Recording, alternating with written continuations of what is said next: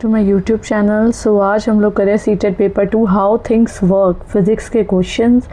सबसे पहले एक ऑब्जेक्ट है जो कि वाइब्रेट करता है 5000 हर्ट्ज़ पे, तो जो उसका टाइम पीरियड होगा वो कितना होगा। सी टी का फॉर्मूला क्या होता है 1/f, ठीक है, तो 1/5000, तो इसका आंसर आपके पास आ जाएगा 0.0002 सेकेंड, करेक्ट। तो सी इज़ आंसर। नेक्स्ट कह रहा है which one of the following जो है वो इनकरेक्ट है। एक विसल की हाई फ्रिक्वेंसी होती है, इसलिए वो एक हाई पिच का जो है वो साउंड प्रोड्यूस करता है। जनरली जो वॉइस होता है मैन का वो ज़्यादा क्या होता है, श्रिलर होता है as comparison to the women. Yes, and जो नेक्स्ट वाला कह रहा है कि एक बर्ड जो है वो हाई पिच का साउंड बनाती है जबकि लॉयन जो है वो लो पिच का बनाता है। एक ड्रम जो है वो लो फ्रिक्वेंसी से वाइब्रेट करता है जबकि वो प्रोड्यूस करता है लो पिच का साउंड। तो बी आएगा इसका आंसर। जो वॉइस ऑफ द मैन होती है वो ज़्यादा श्रिलर होती है than that of the women, ठीक है। नेक्स्ट कह रहा है कि एक ब्लॉक ऑफ द आयरन है, उसको एक वेसल ऑफ द वाटर के अंदर ड्रॉप करा गया है और बॉटम में सिंक हो जाता है। ऐसा क्यों? क्योंकि जो वेट है वो डिस्प्लेस कर लिया जाता है by the block is less than the weight of the block. जो वेट ऑफ द ब्लॉक है वो less than the weight of the water है, या फिर डेंसिटी ऑफ द वाटर वो ज़्यादा है डेंसिटी ऑफ द ब्लॉक से, या फिर जो वेसल है वो इतना ज़्यादा डीप एनफ नहीं है। तो इसका ये आएगा, जो वेट ऑफ द वाटर है वो डिस्प्लेस किया जाता है by the block is less than the weight of the block. Next कह रहा है which of the following process जो होता है वो डिस्ट्रॉय कर देता है एक magnetic property of the bar magnet को, ठीक है। या तो उसको दो पीसेस पे कट करना, हीट करना, बीट करना, या फिर सील करना। तो इसका बी और सी आंसर है, या तो हीट करना उसको या फिर उसको बीट करना है, तो मारना या फिर उसको गर्म करना, ठीक है। नेक्स्ट कह रहा है कि जो प्रेशर है फ्लूइड का एक रेस्ट पर वो क्या होता है, तो वो वर्टिकल डायरेक्शन में लगता है या सारी डायरेक्शन में लगता है या फिर डाउनवर्ड डायरेक्शन में लगता है या फिर वो साइडवेज लगता है। तो इसका बी आएगा, सारी की सारी डायरेक्शंस के अंदर वो लगता है। नेक्स्ट कह रहा है कौन सी जो फॉलोइंग स्टेटमेंट है वो ट्रू होगी किसके बारे में, इमेज के फॉर्मेशन में प्लेन मिरर में। तो जो इमेज की फॉर्मेशन होती है वो बड़ी होती है than the size of the object. Image जो होता है वो सेम डिस्टेंस पे बनता है। इमेज लेटरली इन्वर्टेड पे बनता है और इमेज जो होता है वो वर्चुअल होता है। तो इसका बी सी डी आंसर है। इमेज एक सेम डिस्टेंस पे बनता है, यस।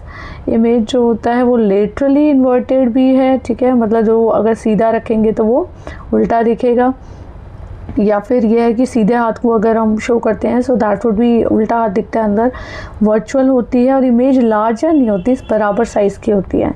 नेक्स्ट कह रहा है कि इलेक्ट्रिक बल्ब है उसको सेटअप किया गया है so that the positive terminal जो है वो बैटरी वी का उसको कनेक्ट करा गया है किससे, BV1 से, ठीक है, जिसको हमने रजिस्टर से कनेक्ट करा है R से और जो कि कनेक्ट हुआ है B2 से, ठीक है। तो B2 को फाइनली कनेक्ट करा गया नेगेटिव टर्मिनल से। दोनों के दोनों बल्ब्स जो हैं वो किससे हो जाते हैं कनेक्टेड, मतलब दोनों के दोनों बल्ब्स हैं वो ग्लो करते हैं। अगर हम R को बढ़ा देंगे तो क्या होगा, B1 जो डिम हो जाएगा, B2 मतलब अनचेंज हो जाएगा, B1 और B2 दोनों डिम हो जाएंगे। तो इसके अंदर बी आंसर आएगा, B1 और B2 जो है वो दोनों ही डिम हो जाएंगे क्योंकि रेजिस्टेंस को हमने बढ़ा दिया। नेक्स्ट कह रहा है read the given statement and select the correct option, ठीक है। सबसे पहला कहता है जो रेंज है क्लिनिकल थर्मोमीटर की 35 से 42 डिग्री है, ठीक है, और जो range of the laboratory thermometer है वो क्या है 10 से 110। तो इसमें ए आएगा, दोनों के दोनों स्टेटमेंट ही करेक्ट हैं। नेक्स्ट कह रहा है जो एयर है नियर द हॉट सोर्स वो हॉट हो जाती है और वो बढ़ जाती है।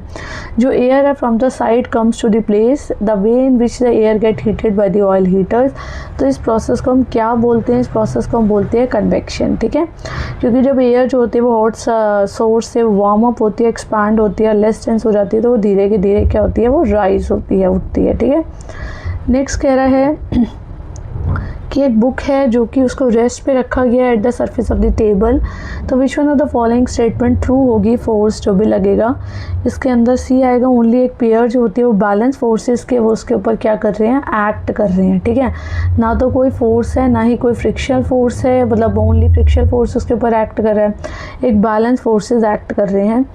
नेक्स्ट वो कह रहा है which one of the following, which among the following liquid जो होते हैं वो कंडक्टर ऑफ इलेक्ट्रिसिटी होते हैं, vinegar, sugar solution, salt solution या फिर डिस्टिल वाटर। तो ए और सी इज आंसर। विनेगर और जो है सॉल्ट का सॉल्यूशन कंडक्टर हैं किसके, इलेक्ट्रिसिटी के। विच one of the following fact जो है वो करेक्ट नहीं है किसके बारे में, मैग्नेट्स के बारे में। ठीक है। तो इसके अंदर क्या आएगा, अट्रैक्शन जो होता है वो एक शो टेस्ट होता है किसका, मैग्नेटिज्म का। ये सही नहीं है मैग्नेट्स के बारे में कि अट्रैक्शन से ही मतलब एक शो टेस्ट होगा मैग्नेटिज्म का। मैग्नेटिक फील्ड स्ट्रॉन्गर होगी, ये गलत है।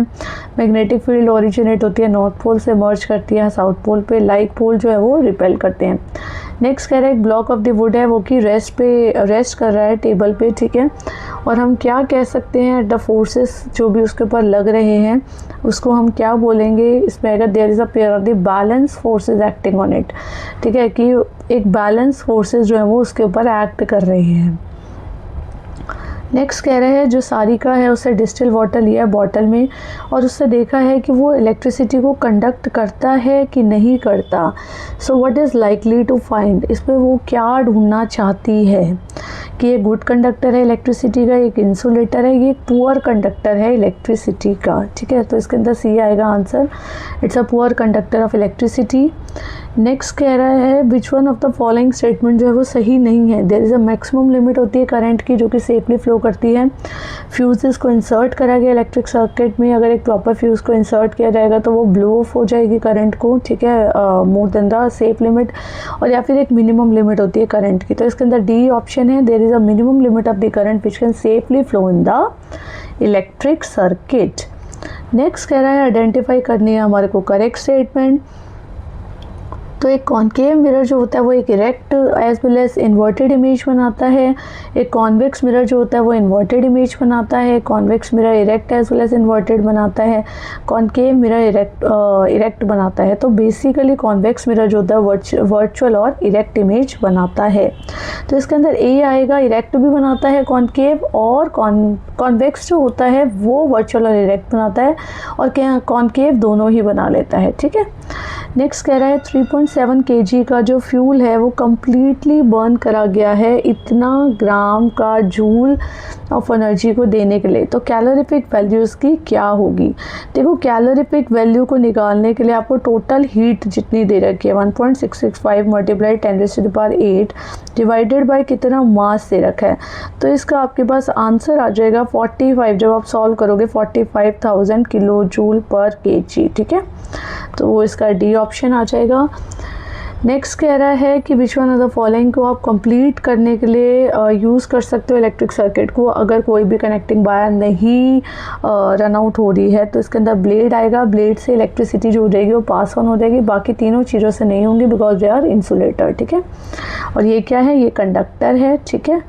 नेक्स्ट क्या कह रहा है, नेक्स्ट कह रहा है Manjula is observing her image in the plane mirror, ठीक है। जो डिस्टेंस है बिटवीन हिमसेल्फ और जो मिरर के बीच में 5 मीटर का है, तो वो 1 मीटर जो होती है वो मिरर के पास चली जाती है, तो 5 - 1 दैट इज़ 4, ठीक है। जो डिस्टेंस हो जाएगा उसके और इमेज के बीच में कितना हो जाएगा, 4 + 4 दैट इज़ 8 आ जाएगा इसका आंसर, 8 मीटर। नेक्स्ट कह रहा है आइडेंटिफाई करनी है आपको incorrect statement about the friction. तो क्या इनकरेक्ट स्टेटमेंट होगी, question appear right after the explanation about the Manjula's mirror distance। तो ball bearing are used to increase the friction between the part of the machine. Friction between the two surfaces can never be eliminated. Rolling friction is less than the sliding friction and the frictional force on the object moving through the fluid depend upon its shape। तो इसके अंदर ball bearing जो होता है उसको friction को बढ़ाने के लिए काम करा जाता है। नेक्स्ट कह रहा है identify the correct statement. Clinical thermometer को हम यूज़ करते हैं किसके लिए, temperature of the boiling liquids को मेज़र करने के लिए। रूम थर्मोमीटर का रेंज इतना होता है, लेबोरेटरी थर्मोमीटर का रेंज इतना होता है, और जो रेंज होती है लेबोरेटरी थर्मोमीटर की वो ज़्यादा होती है किससे, क्लिनिकल से। तो D is the option. Next कह रहा है which one of the following statement जो है वो करेक्ट है किस पे, रिगार्डिंग द इमेज की फॉर्मेशन पे। तो क्या आ जाएगा इसका आंसर, इमेज इरेक्ट है, इमेज रियल है, इमेज लेटरली इन्वर्टेड है, या फिर इमेज जो वो सेम है। तो इसके अंदर बी आ जाएगा, ACD यस। इसके अंदर बी इमेज रियल नहीं आएगा, ठीक है। जो भी प्लेन मिरर में बनती है इरेक्ट होती है, ठीक है, और लेटरली इन्वर्टेड होती है कि अगर हम राइट हैंड दिखा रहे हैं तो वो उसके अंदर लेफ्ट दिखेगी, ठीक है। और जो इमेज का साइज़ होता है वो सेम होता है as that of the object. Next कह रहा है जो लाइट रेस जो भी होती हैं ऑब्जेक्ट से वो सरफेस के ऊपर फॉल करती हैं और वो रिफ्लेक्ट हो जाती है कम्प्लीटली डिफ्यूज मैनर के अंदर। तो अब क्या बोल सकते हो इसके, इसके बारे में आप क्या बोल सकते हो कि वर्चुअल और सेम साइज़ की है, ये रियल और इनलार्ज है, ये वर्चुअल और इनलार्ज है, तो इसके अंदर no image will be form, तो इसके अंदर ये वाला आएगा, कोई भी इमेज नहीं बनेगी जब लाइट रेज एक ऑब्जेक्ट की किस पे गिरेगी, सरफेस के ऊपर, और वो रिफ्लेक्ट हो जाएगी कंप्लीटली डिफ्यूज मैनर के अंदर। नेक्स्ट कह रहा है करेक्ट स्टेटमेंट को आपको आइडेंटिफाई करना है। जो lower the frequency of the vibration higher is the pitch, ठीक है। The loudness of the sound is determined by the frequency of the vibration and sound can not travel through vacuum, इसमें C option आएगा, sound can not be travel through vacuum, ठीक है। और pitch of the sound is determined by its amplitude, तो C is the option. Next कह रहा है which one of the following जो होता है जिसके अंदर कंप्राइज करता है liquid which are the poor conductor of the electricity, तो इसके अंदर क्या ऑप्शन आ जाएगा, टैप वाटर, मतलब पुअर कंडक्टर क्या है, tap water, shampoo, honey, salt solution, lemon juice, vinegar, shampoo, तो इसके अंदर सी इज़ द ऑप्शन, ठीक है। कौन सा पुअर कंडक्टर है, distil water, vegetable oil and shampoo is the answer, correct. तो अगर ये वीडियो समझ में आ गई है तो please like and comment on my PPT, yes, and मेरी वीडियो पे कमेंट ज़रूर करना है, ठीक है। And please subscribe my channel so that you can get more marathons, ठीक है। और ऐसी मैराथन्स की तैयारी करते रहिए क्योंकि CTET का एग्ज़ाम बहुत ही ज़्यादा पास में है। ओके, सो मिलते हैं नेक्स्ट वीडियो में, बाय।